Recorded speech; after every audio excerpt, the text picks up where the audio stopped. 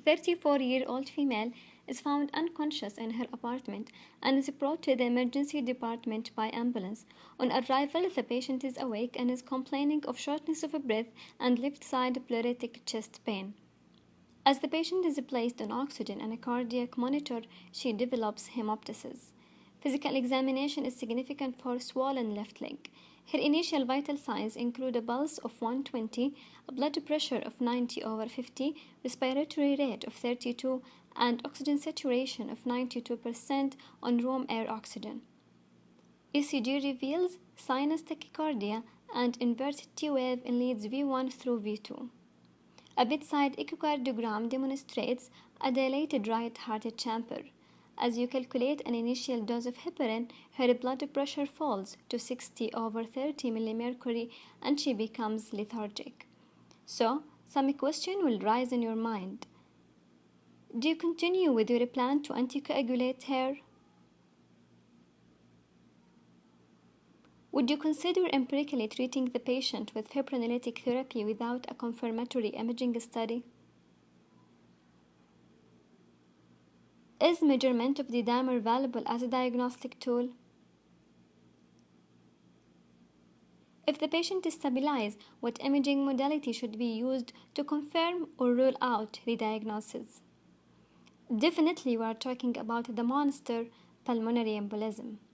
Each year in the United States, it is estimated that 900,000 individuals suffer from acute pulmonary embolism and 300,000 hospital admission, as many as 100,000 deaths because of venous thromboembolism.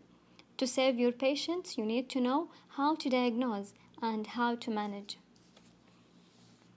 Diagnosis depends on history and physical examination, risk stratification, and investigation. History and physical examination. Age, more than 50 years. Substernal or pleuritic chest pain. Dyspnea. Hemoptysis. Trauma or surgery for previous 4 weeks. Immobilization. Previous history of venous thromboembolism or family history of VTE.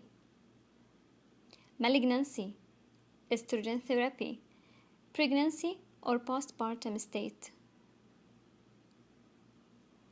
Inherited thrombophilic conditions like protein C or S deficiency, sickle cell disease.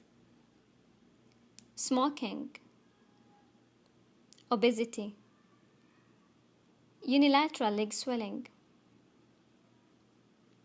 tachycardia, hypoxemia, tachypnea, fever, shock index, more than 1. Risk stratification is key to the emergency medicine approach to diagnosing PE. The most commonly used tools are Wells score, simplified Geneva score, pulmonary embolism rule-out criteria, Klein rule, and the PISA model. The most used Wells score. Suspected DVT and alternative diagnosis is less likely than PE3. Heart rate more than 100, immobilization or surgery for previous 4 weeks, previous DVT or PE, we give 1.5. Hemoptysis and malignancy, we give 1 score. So we calculate all of them and the results. If it is from 0 to 1, low. If it is from 2 to 6, it's moderate, and more than 6, it's high probability. Let's move to the PERC, which is pulmonary embolism rule-out criteria, has an 8 questions. Is the patient more than 49 years of age? Is the pulse rate more than 90 to 9? Is the pulse oximetry less than 95? If there is any present history of hemoptysis? Is the patient receiving exogenous estrogen? Does the patient have a prior diagnosis of a venous thromboembolism? Has the patient recent history of surgery or trauma within 4 weeks? Does the patient have unilateral leg swelling? If the answer to all questions is no, then no diagnostic testing is necessary. Last one is investigation or diagnostic tool, which include chest X-ray, ECG, arterial blood gas analysis, quantitative D-dimer, CT pulmonary angiography, ventilation perfusion scan flank, cardiac echo, and venous compression ultrasonography. Chest X-ray. The main benefit of chest X-ray in the evaluation of PE is to evaluate for alternative causes of presenting symptoms. It's rare to see findings specific to PE, such as Fleischner sign, Westermarck sign, or Hampton-Hump sign. Fleischner sign, which is distended central pulmonary artery due to the presence of a large clot. Westermarck sign, oligemia distal to the embolism. Hampton hump, a pleural paced wedge shape consolidation.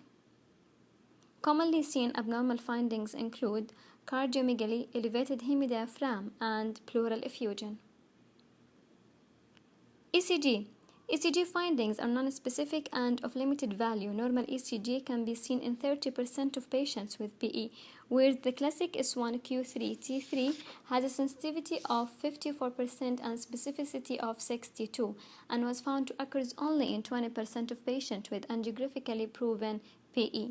The most common ECG change is T-wave inversion. We can see it in the anterior anteroseptal and inferior leads, which is found in 68% of patients with PE, increase with severity of right heart strain, cor pulmonale, or resulting subpericardial ischemia. ABG, blood gas analysis isn't sufficiently sensitive or specific. 25 and 35% of patients with confirmed PE have a normal arterial blood gas, pulse oximetry, and alveolar oxygen gradient. D-dimer. D-dimer is formed during the degradation of fibrin and is usually elevated in patients with PE. Quantitative D-dimer assays include the ELISA and turbidimetric assay. Specificity 55% and sensitivity 93%. At a cut of 500, limitation of D-dimer is that certain factors or situation will increase or decrease the result.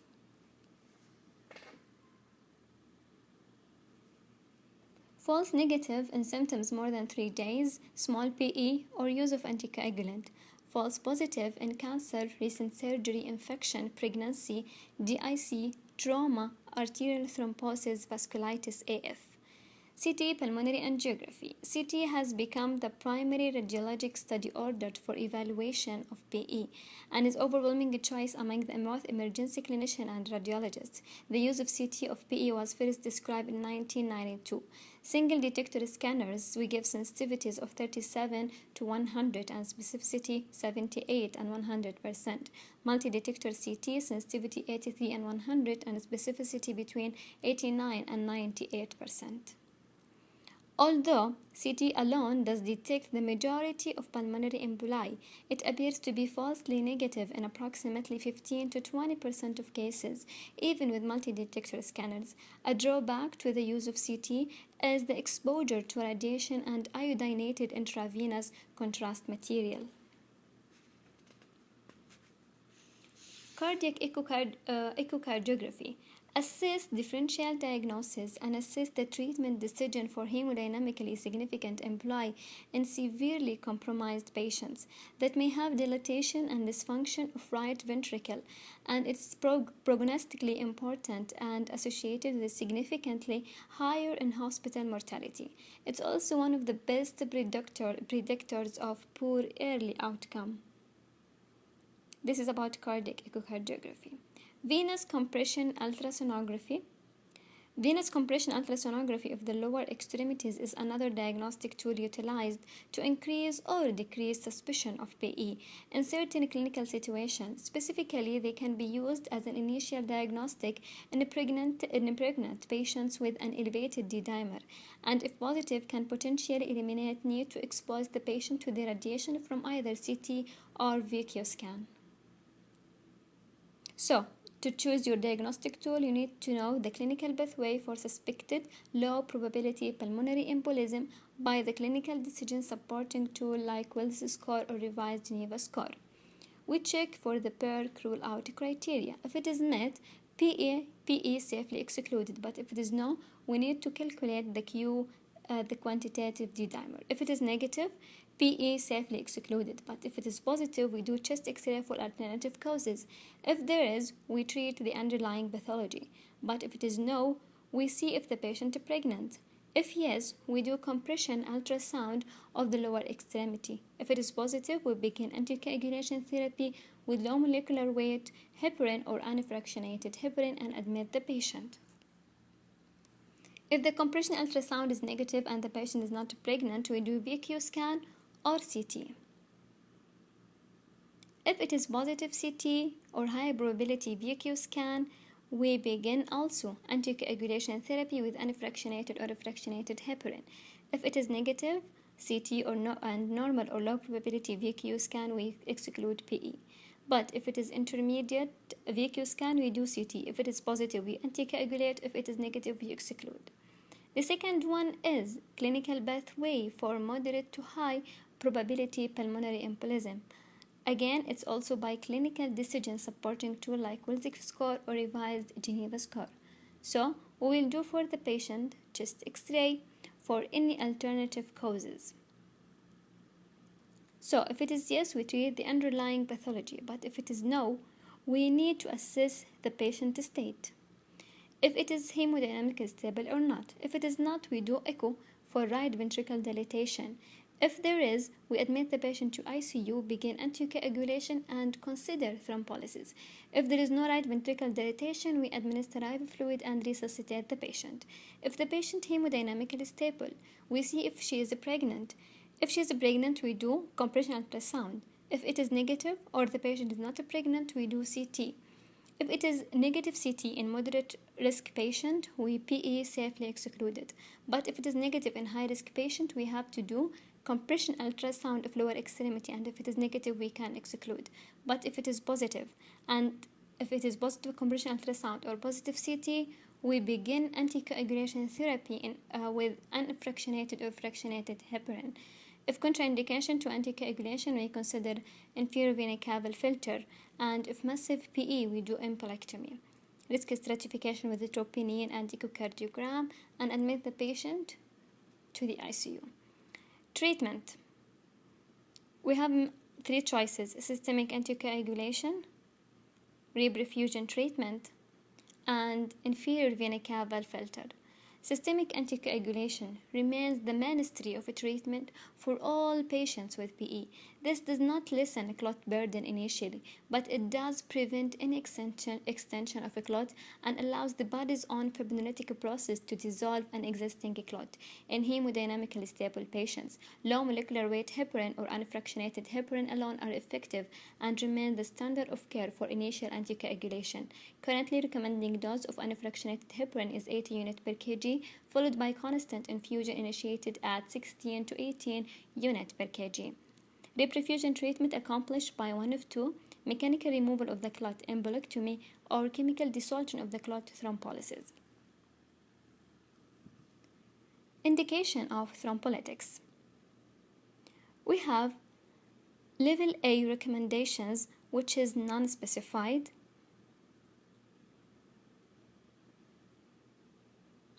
Level B recommendations: administer thrombolytics therapy in hemodynamically unstable patients with confirmed BE for whom the benefit of treatment outweigh the risks of life-threatening bleeding complications. Surgical or mechanical thrombectomy may be used as an alternative therapy. Level C recommendations: 1. Consider thrombolytics therapy in hemodynamically unstable patients with a high clinical suspicion for PE for whom the diagnosis of PE cannot be confirmed in a timely manner.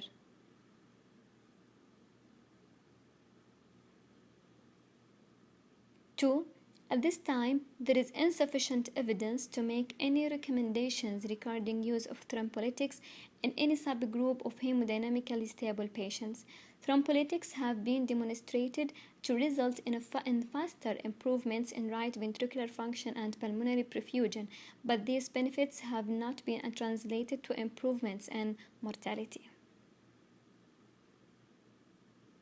Let's see the doses of thrombolysis. Urokinase, bolus of 4,400 units per kg IV over 10 minutes, then 4,400 units per kg per hour IV for 12 hours. Alteplase 100 mg IV over 2 hours and streptokinase bolus 250,000 unit IV over 30 minutes, then 100,000 unit over 24 hours. There is a contraindication for thrombolysis. We have absolute contraindication and relative contraindication. Absolute, like any prior intracranial hemorrhage, non-structural intracranial cerebrovascular disease like AV malformation, non-malignant intracranial neoplasm, ischemic stroke within 3 months, suspected aortic dissection, active bleeding or bleeding diathesis, recent surgery, like spinal cord or brain, recent significant closed head or facial trauma with radiographic evidence of bone fracture or brain injury. Relative contraindications include age more than 75 years, current use of anticoagulation, pregnancy, non-compressible vascular puncture, traumatic or prolonged cardiopulmonary resuscitation, recent internal bleeding, history of chronic severe and poorly controlled hypertension, that is systolic more than 180 or diastolic more than 110, dementia, ischemic stroke more than 3 months, and major surgery within 3 weeks.